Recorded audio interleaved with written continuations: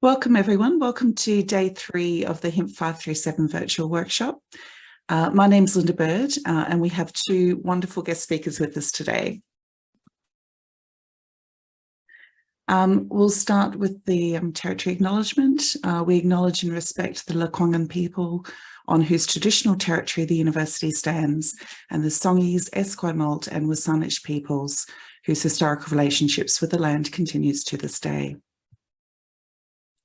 Just a reminder that this workshop is delivered as part of our Certificate in Health Terminology Standards program, and in particular for the 3rd course in that program, HIMP 537 on Health Information Exchange Standards.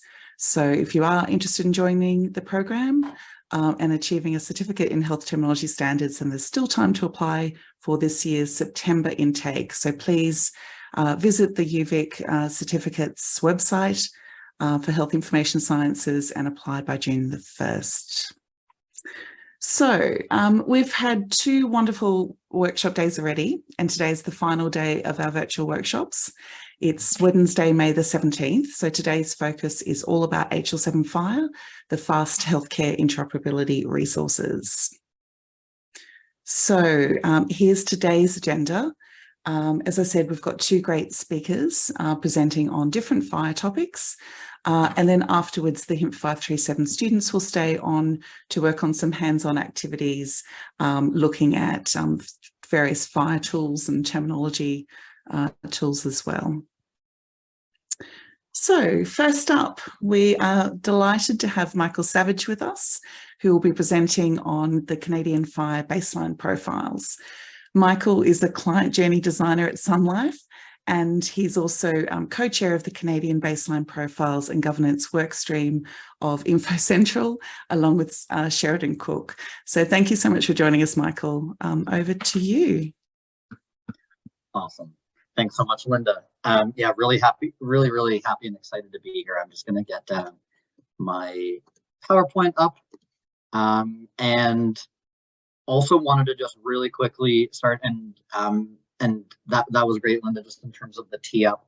Really want to give a huge shout out to Sheridan.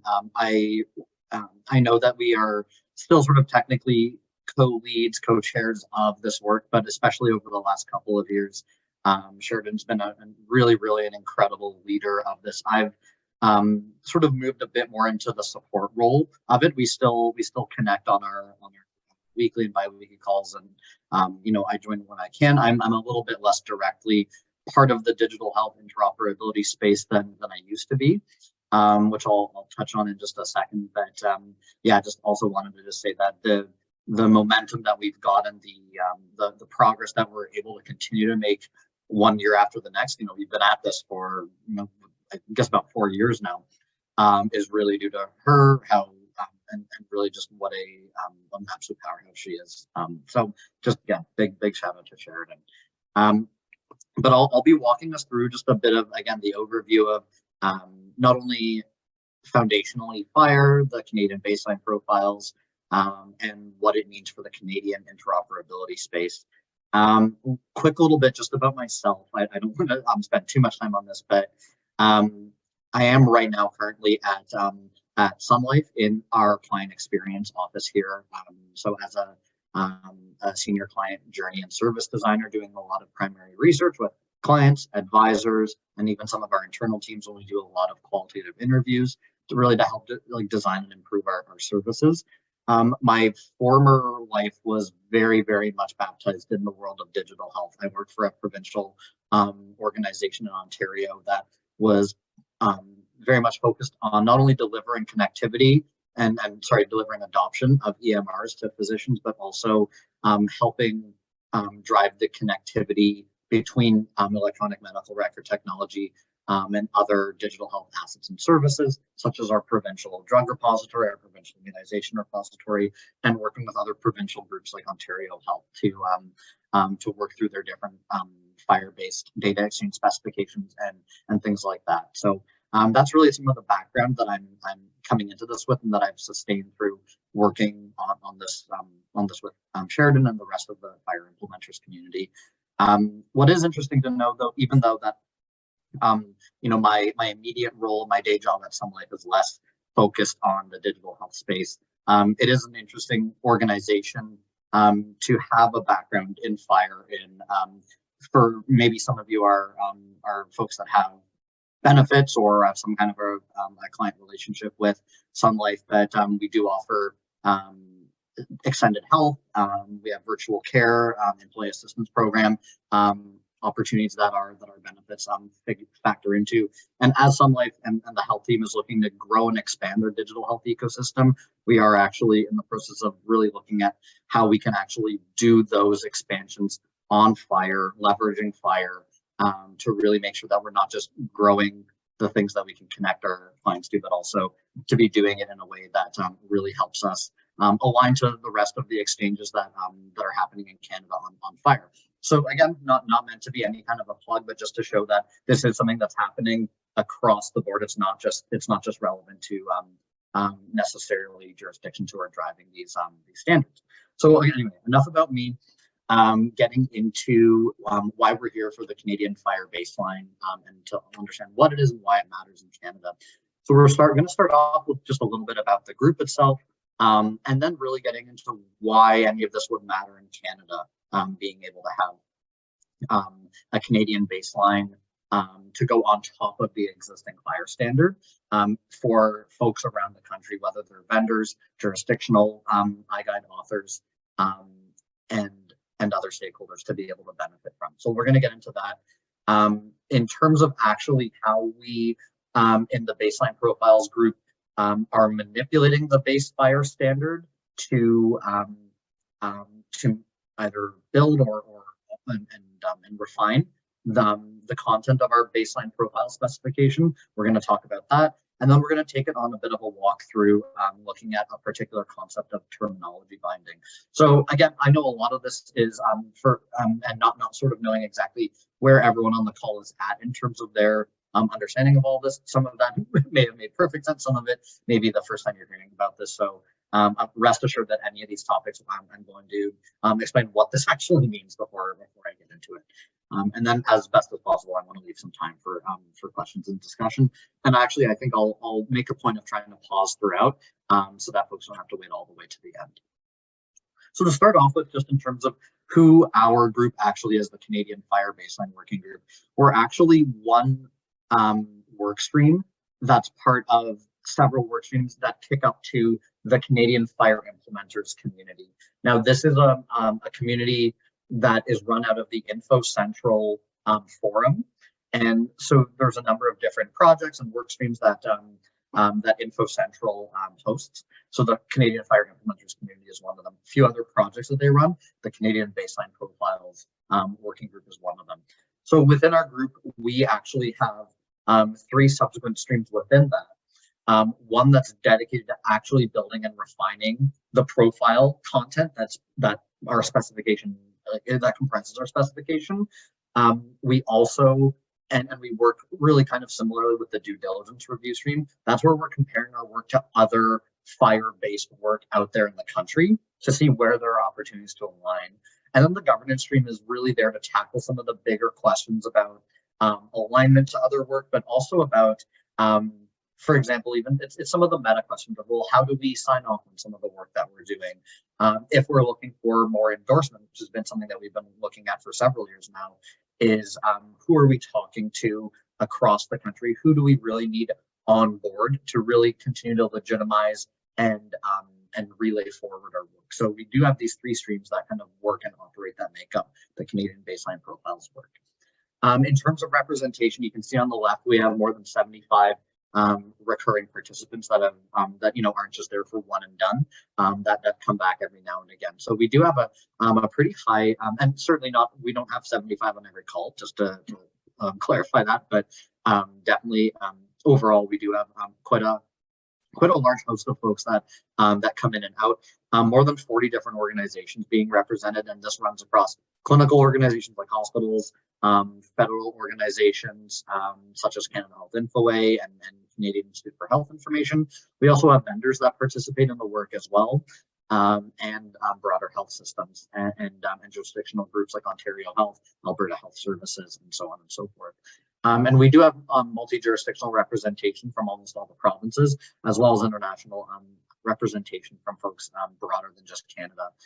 So some of our vendors are south of the border as well that join in, just to give you a sense of who makes up this group. Again, some of the other names just to kind of give you a bit of a visual indication. So just to get a little bit of a level set here, not just why does Canada need a FHIR baseline, but also a bit about FHIR itself. FHIR is a base specification, defines a number of different clinical concepts and sorry, healthcare related concepts, such as patient, provider, allergy, medication, and all of those concepts called resources have elements that make them up. So a patient as a resource has data elements like name, date of birth, identifier, and so on and so forth. The way that these concepts are defined in FHIR is what follows an 80-20 rule, meaning that what's currently listed there is such to say that, for example, 80% of use cases that feature the exchange of patient as a concept, would like these elements that are defined within that concept would be relevant.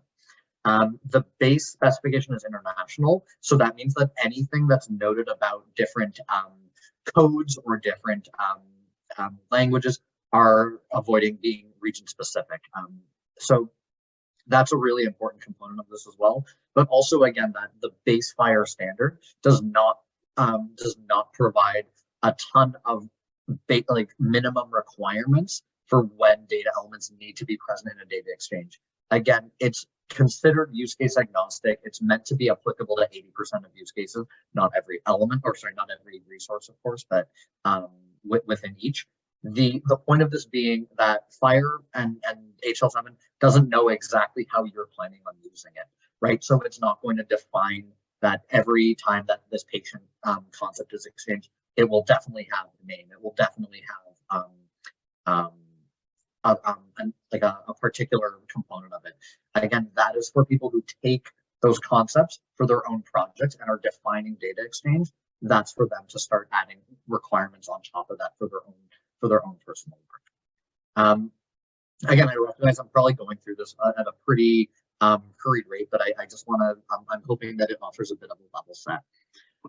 So again, as mentioned before, most elements are considered optional. You're not meant to take FHIR out of the box and just start using it. You actually, as for your own project team, you have to add your own requirements and constraints on top of it.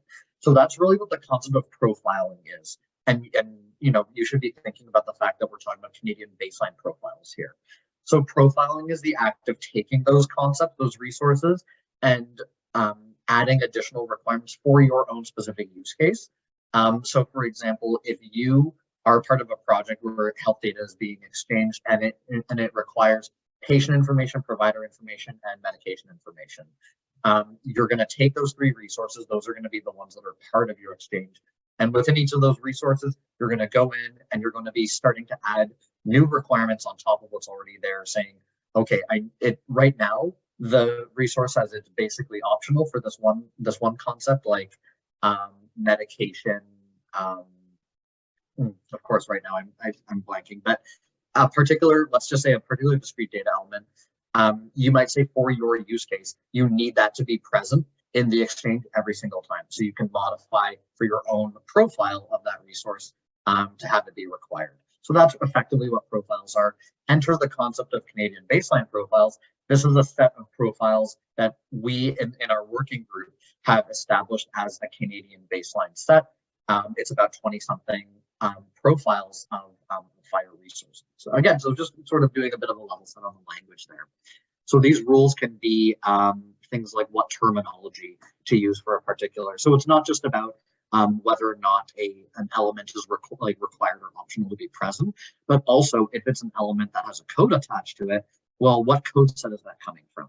A lot of the elements in the base FHIR standard don't define what code set to use for a given element. So it's part of the profiling step to actually declare that. So this is just a visual example comparing the practitioner concept and the practitioner resource between the base FHIR specification as is found on HL7 FHIR and a profile of practitioner as defined from the Ontario Provincial Provider Registry implementation guide. So the implementation guide authors took the base FHIR resource and started adding their own requirements on there. So you can see where it's not faded out on the right, that's where there's a change has been made. So you can see that a number of different elements have been shown to have now a minimum requirement of 1. So they've gone from 0 to 1, meaning that you must have those present in that data exchange. And the S flags are a flag called must support, which I'll get to in a little bit. But this is against the visual example. So as mentioned before, one of the limitations of just the base FHIR specification is really why it's a bit of a double-edged sword, really, is that it is an open standard, meaning that it's meant to be applicable very widely and folks can take it and use it as meets their needs.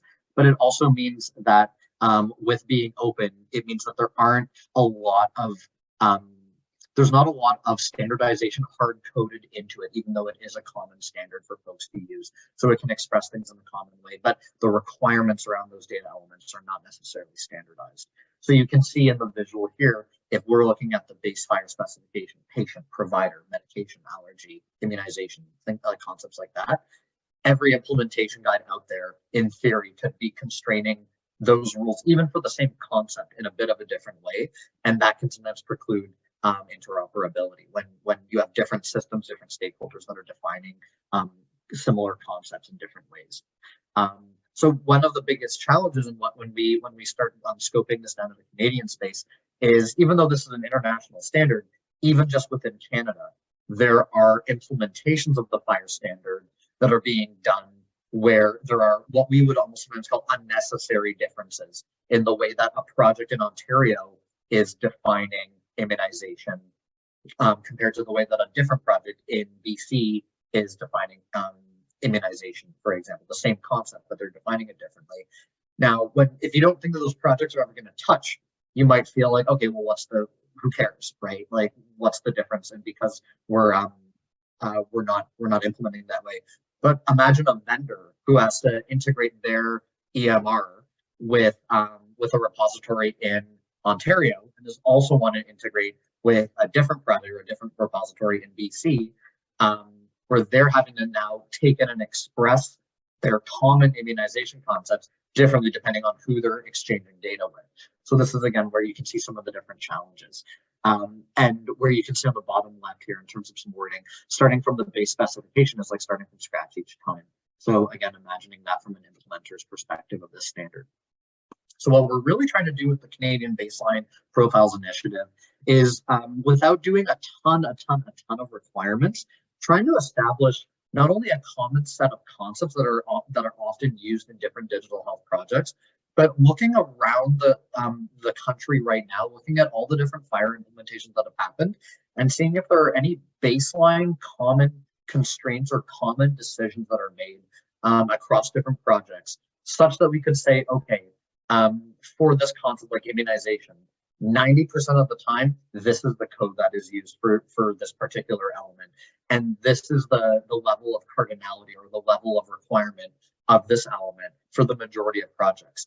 That way, we're able to actually, rather than have net new projects start from the baseline FHIR data standard, our goal is to have any net new digital health implementation and digital health project in Canada be looking at the Canadian baseline profiles as their starting point, not the baseline FHIR standard. Because that way, even if it doesn't solve interoperability writ large, it means that if you're going to be pointing your project or building your project's data exchange requirements off of the Canadian baseline, there's that much more likelihood that you are inheriting decisions that are common across other projects, other implementers, other vendors. And it's part of our hope that it helps move the interoperability needle forward. Again, part of how we're going about this is what we're calling due diligence reviews, where we have this set of baseline profiles as draft. And what we've done over the years has been what we call due diligence review, comparing these baseline profile drafts that we have against other, against the sort of their equivalents in other projects and other FHIR profiles that are out there in the country right now, to see where maybe we're being too restrictive or we're using a particular code for one of our elements that no other project in Canada is using. So what's the point of us doing that? We should try to align our baseline profile to what's already out there already. So again, this is a very, very quick flyby, and I know I've taken up quite a bit of time on this already, but I think it's really important to be able to set a bit of a foundation here. That is yes. So yeah, just to respond to the question in the chat. Yes, one of the main things that we also are looking at for inspiration as we've been building this has been the US core. Ultimately, having something that is as defined and as has a bit more constraint aligned with it is something that we're aspiring to. But as we'll sort of see in some subsequent slides, one of the challenges around the space right now is that we don't really have that same ability to make those types of constraints right now. But absolutely, to the question in the chat, the US core is certainly a source of inspiration for what we're trying to do with the Canadian baseline profiles. Just as, again, a bit of a quick visual here, just to sort of illustrate what I was talking about before, instead of different implementation guides deriving directly from HL7 FHIR, where they could end up having unnecessary differences between themselves, the more that all net new guides can align and point to the Canadian FHIR baseline profiles, that means that there's at least going to be a few more commonalities between their guides. And it means that going forward, there's going to be fewer and fewer variations between the ways that different projects and different digital health implementations and data exchanges are defining the data.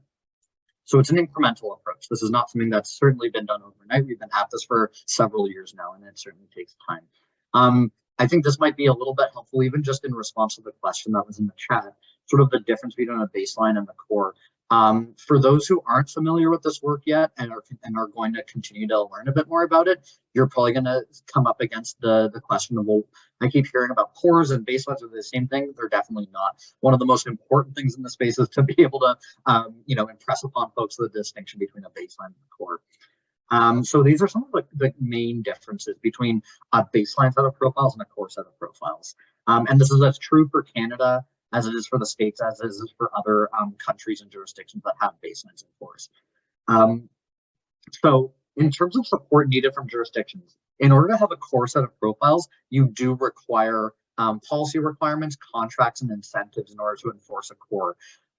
That's because you do need stronger steering and requirements in order to require implementers to and vendors to align around different requirements, because also core profiles tend to have more constraints, more requirements, and are more prescriptive in general, and are oftentimes more aligned around use cases. Whereas a baseline, at least when we're thinking about from our position in Canada, we're really not in a position where we can we're not able to do that. So when it comes to having support from jurisdictions, it's a starting point for jurisdictional implementation guides. So instead of requiring others to point to this in that way, one of our biggest folks that we talk to and biggest stakeholder groups are the jurisdictions. So having their alignment and looking for their endorsement around this is actually very crucial for us. So a big part of our work over the last couple of years has been slowly socializing the baseline profiles with jurisdictional groups like Ontario Health and Alberta Health Services in order to have their provincial project iGuides be pointing to the Canadian baseline profiles. Again, I kind of stole my own thunder a little bit in terms of some of these other categories. Will implementers align to these different types without incentives? In the case of the core, no, likely not. Restrictive constraints that require considerable configuration to be compliant can be a bit of a stumbling block. And with the baseline, again, they're meant to be more of a natural incentive. We're letting folks and implementers know that these are constraints, definitions, and standards that are common in a lot of different use cases. So that's, I think, a really important one. In terms of the origin of these two different ones, core profiles are often coming out of policy. So that is where you have either provinces or countries in different cases saying, if you are going to do business in this space, and in order to be part of be part of any different projects or funding agreements, you must be able to demonstrate that you support these 10 use cases. You must demonstrate that you are compliant to these core profiles. In Canada, and in our case with the baseline, often, and certainly this was the case for us, it's community driven when it's a baseline. So again, as mentioned before, our baseline profiles are here to say these profiles are reflective of the majority of the times that these profiles are occurring across the country right now. In terms of frequency, as I mentioned this a little bit before, we don't have too many constraints in the baseline profiles. We're just not capable of putting a lot of constraints and forcing vendors, implementers, etc., to be adopting this, because we're not our baseline profiles are not directly attached to funding models or anything like that. Whereas core profiles, if you look at them, they have more constraints, tighter constraints, and are often attached to specific like flows and use cases. So that's, I think, a really important notion in terms of the distinction.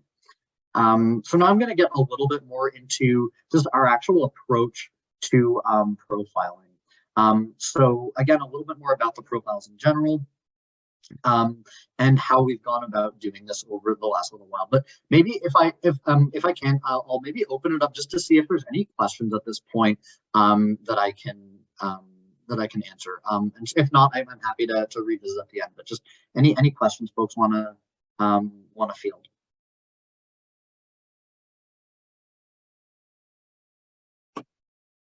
Okay.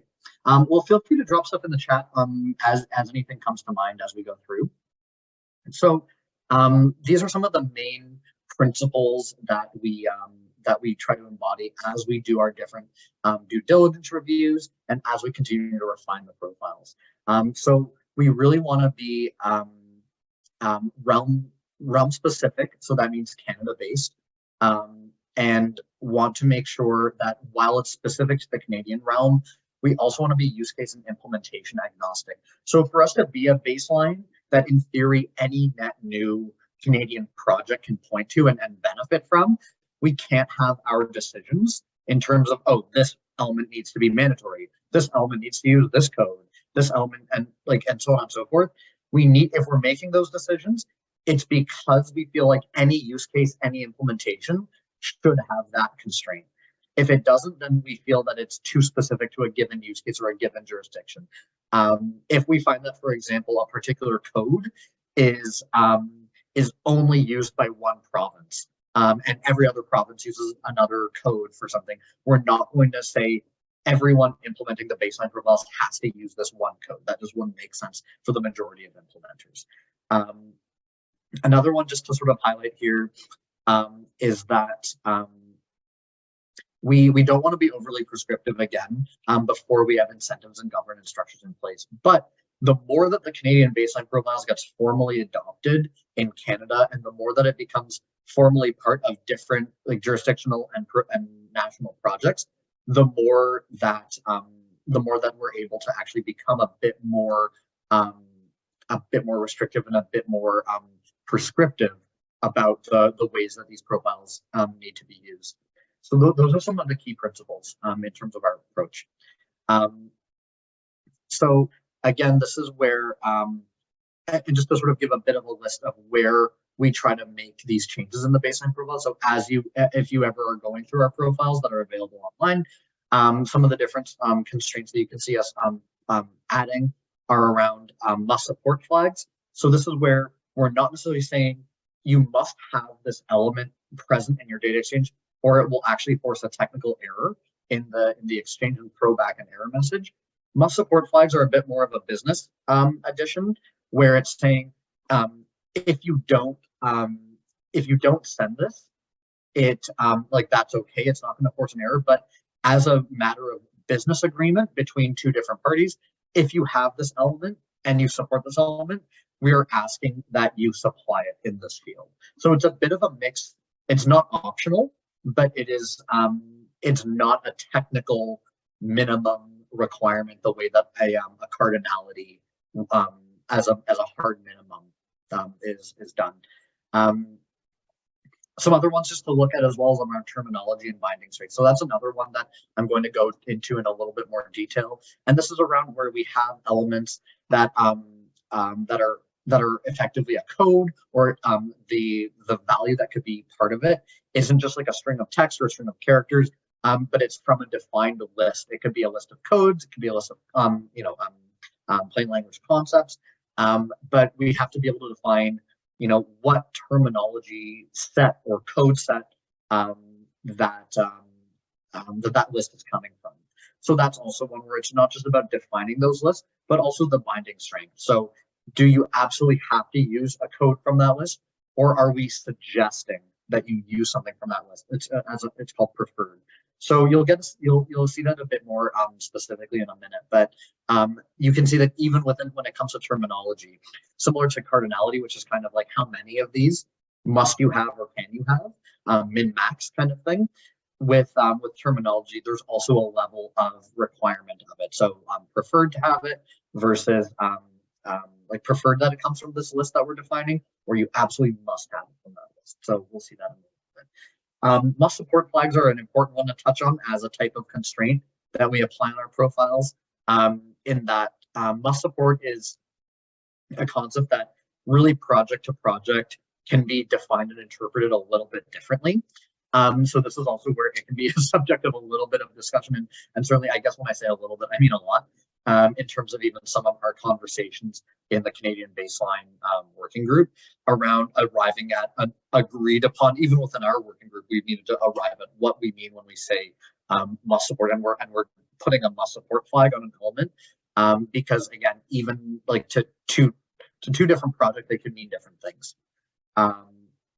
So again, because also not every data exchange is the same. Some projects are just about pushing data out. Some projects are just about consuming data in from other sources. Sometimes there's actually different, like within a different iGuide, or a single implementation guide, there could be definitions of a few different types of data exchange. So you really have to, in every implementation guide, which is the guide that defines your data exchange, not just the FHIR concepts you're using, but the actual project you're doing for data exchange.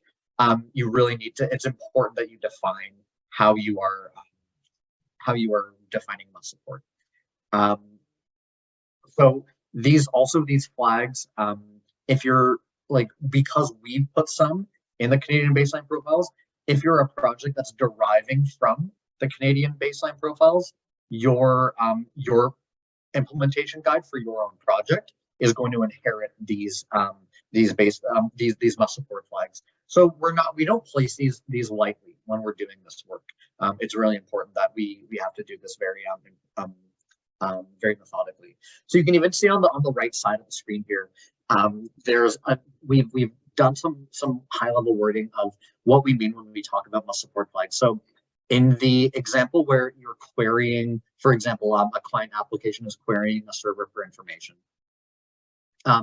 where we have a must support flag placed on a certain data element, what we're saying about that data element is that the queried server shall send or relay the element if it's available, and if they have that element. And it also means that the client application can assume with confidence that it will be received if available. So that's what must support means when we're interpreting that element for an implementation guide. For the create and update scenario, so that's where the information is going out. It means that the client application, if we're talking about, for example, a good case example would be in Ontario, the FHIR implementation guide that defines how electronic medical records need to be able to send a patient's immunization history into our provincial digital health immunization repository. There's a FHIR guide that defines how the EMR needs to be able to structure and send that immunization FHIR data over. So in that case, where there's must support flags on the immunization elements, what that means is that the client, in this case the EMR, shall be capable of sending or relaying that element if it's flagged as must support. But it also means that the receiving system, so in this case the provincial repository, must be capable of receiving and doing something meaningful with that element. So you can see that even just, I'm using one example, but there's multiple different things that you have to be able to consider and be able to justify and speak to when you're placing a must support flag on an element. In terms of cardinality, this is also an important thing to keep in mind when we're looking at FHIR, but certainly when we're also looking at deriving off of a baseline.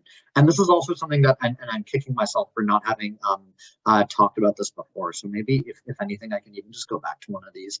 The other key thing about the Canadian baseline profiles is that similar to the base FHIR standard, you are not meant to just take the baseline profiles off of the shelf and just start using them for your project. You're meant to look at it as a starting point to make your own implementation guides and to do your own profiling. So it's not to say that you don't have to do any profiling just because we have these Canadian baseline profiles, but it means that when you're building your own FHIR profiles for your own projects, if you're using the Canadian baseline as a starting point, it means that you have those some baseline constraints already there for you. But you're also going to have to add your own restrictions on top of the Canadian baseline's restrictions in order to make your own profiles. So what that means, as a very broad concept around profiling, is that when it comes to adding more restrictions on, you can go tighter, but you can't go looser. So you can't relax the restrictions that have been provided by the baseline profiles, but you're certainly able to add your own tighter restrictions on top of them. So what that's meant to mean here is when we're talking about deriving cardinality. So if, for example, an element in the Canadian baseline is flagged as 0 to 1, so 0.1, that means that you can have as few as none of that element and as many as one. So you can't have more than one of a particular thing. Whereas 0 to many means that you could have as few as none and as many as an infinite number. 1-to-1 cardinality means you must have one and only one of a particular element as a requirement. So when we talk about deriving cardinality, the basic rule of thumb is that you can go tighter but not looser. So you can see on the left-hand side here where we have the base cardinality of 1. So for example, of 1, 1. You're not actually able to relax that constraint to say, like to turn an element that's 1, 1 in your own iGuide, you can't turn that to 0, 0. So that's one of the main things that we try to do. And throughout the baseline profiles, we are really not very prescriptive with like 1, 1 elements. You're not going to see too many of them. Where we do make the some constraints, it's where again we felt like 90-something% of implementation guides out there have that restriction. Just taking a quick time check. Okay, so I want to make sure that I get through all of this in the interest of time. So similarly for terminology, profiles inheriting terminology and binding strength. They inherit it from the structure they're constraining. So that means, and also just as a quick overview, that binding strengths are anywhere from required to extensible to preferred to examples. So a required binding strength means that if we identify a particular terminology for a particular element, like to say that this particular data element must, or the terminology associated with it is the SNOMED terminology of concepts. It's a list of concepts for a given type of, and then it's a vast set of terminologies, but for a particular list of concepts, you could point to, for example, SNOMED CT. If the binding strength for that terminology binding is required, it means you must be using that list of concepts, and you can only use that, and you're not able to use concepts from outside of that list. Extensible means that you need to use that bound terminology, but you're able to use other codes from outside of it as well. Preferred as a binding strength means that we're, and as the name suggests, we are recommending that you align to this value set, but there's not going to be any kind of an error or a problem if you don't. You can choose to go your own way with it if you need for your own project. So you'll note that in our baseline profiles, that's a level of binding strength that we use repeatedly just to be able to show implementers like, look, this is where the majority of the country and the majority of projects are going with this work, but we may feel like we don't have the confidence to necessarily put it as required, unless we knew that like any and every project out there must use a given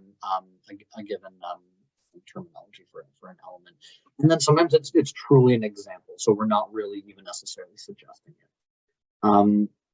So again, the looser the binding strength, just as a rule of thumb, the greater the flexibility the implementer who's taking the baseline profiles and doing their own profiles on top of them, the more flexibility that you have in sort of going your own way with terminology. So again, just wanting to give an example of what this looks like. So for example, in the Canadian baseline profile of immunization, where we look at the vaccine code for the generic value set, we have noted the Canadian vaccine catalog value set for generic, and we've listed it as preferred. So again, that is something where you can see that other different implementation guides have more restriction on their different values. For example, some other implementation guides have actually fixed values and fixed terminologies and fixed concepts they have to bind to. So just to give a bit of a visual example of what that looks like. So this is just, again, I think another helpful visual around binding strength. So there's a pro-con out here, and I think hopefully folks are maybe getting a bit of this as we're going through the presentation, that in an ideal world, we start at the standardization level, and especially at the jurisdictional and the national level, with more rigid standards and more prescriptive binding around not just terminology, but even around required elements, making sure that different elements have to be supported in different exchanges. But certainly around terminology, getting people to define common concepts using similar codes and similar values and similar sort of like value languages.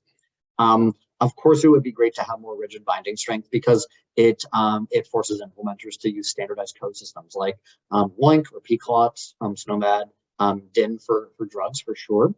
One of the challenges, though, is that not every implementing system out there, whether you're looking at folks who are going on FHIR in a hospital system or in a particular community of care facilities, a lot of folks' digital health systems that they're using right now are using legacy and local codes, and that obviously can be a bit of a blocker for adoption of standardized code systems like SNOMED, CT, DIN, WOINC for different things, lab codes and everything like that.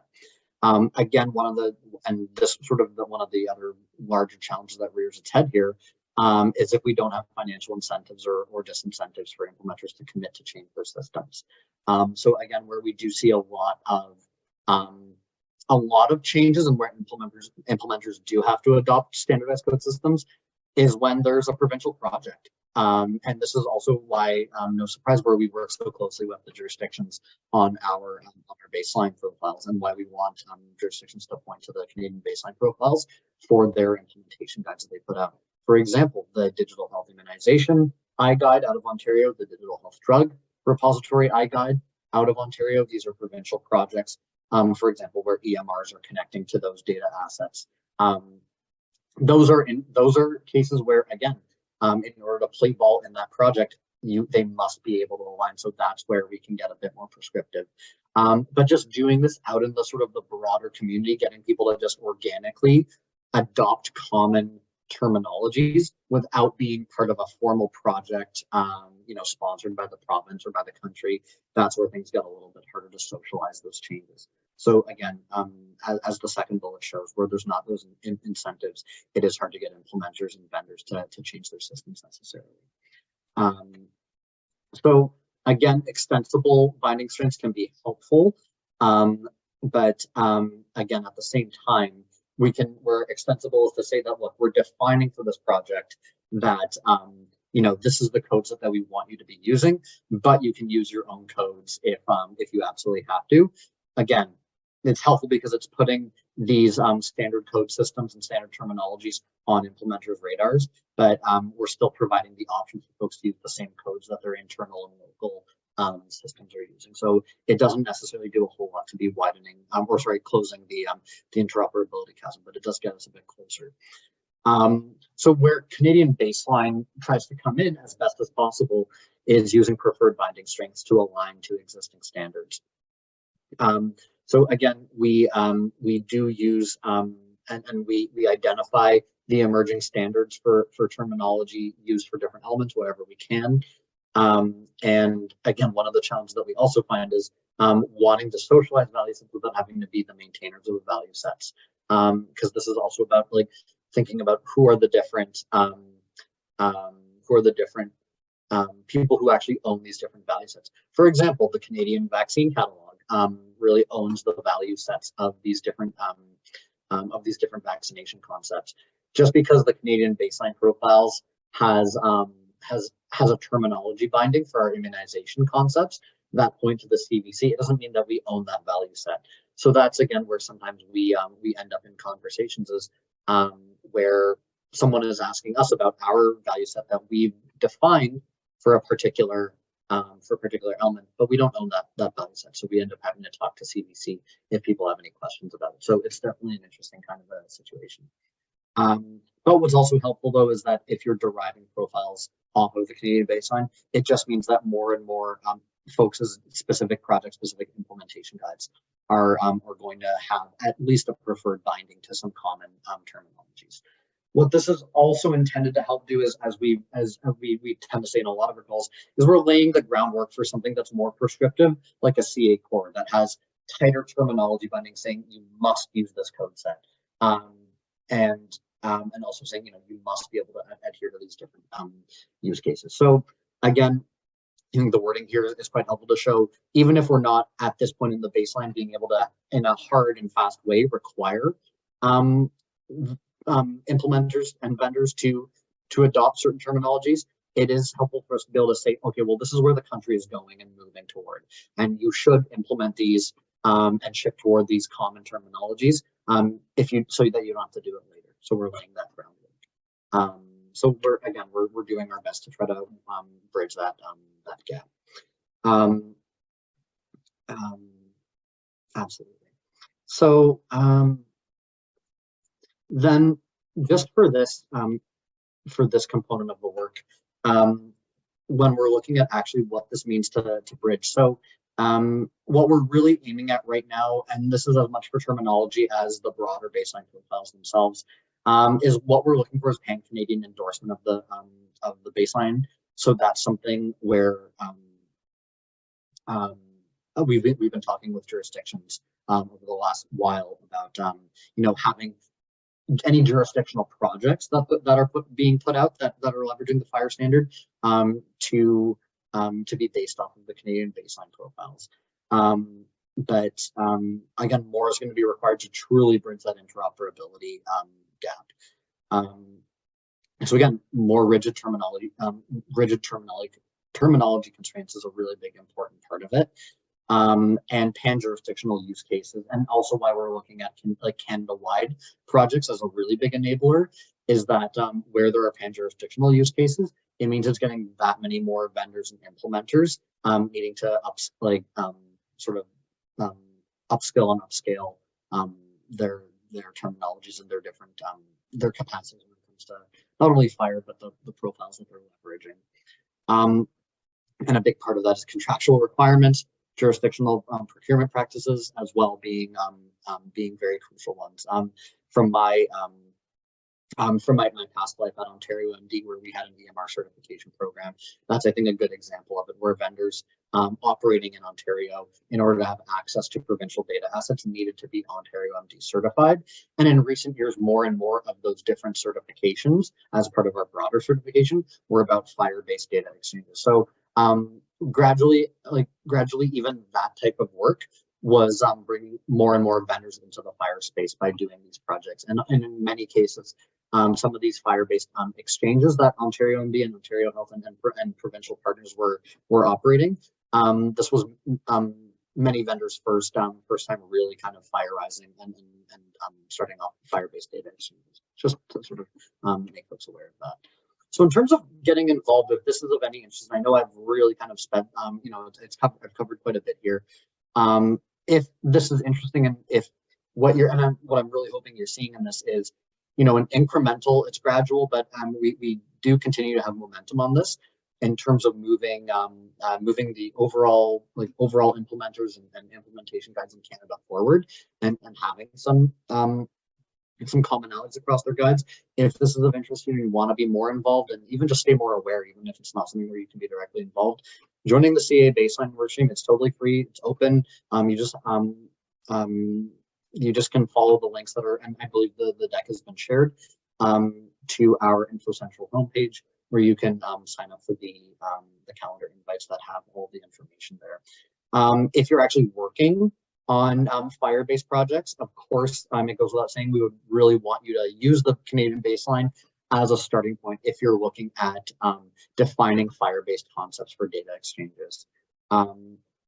And then also, again, being able to publish value sets and advocate for terminology services. So I've also pointed to the Canadian FHIR Registry, which hosts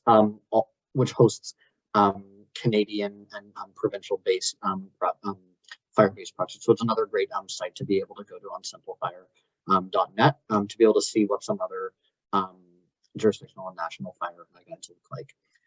So probably you know, I know that was a lot of different topics to go over, but not only am I happy to answer any questions or just field even any comments if folks have any thoughts they want to just speak out on, but also happy to connect asynchronously afterward if folks have questions after the hour. So yeah, just happy to open up for questions, thoughts from the group. Thank you so much, Mike. Does anyone have any questions?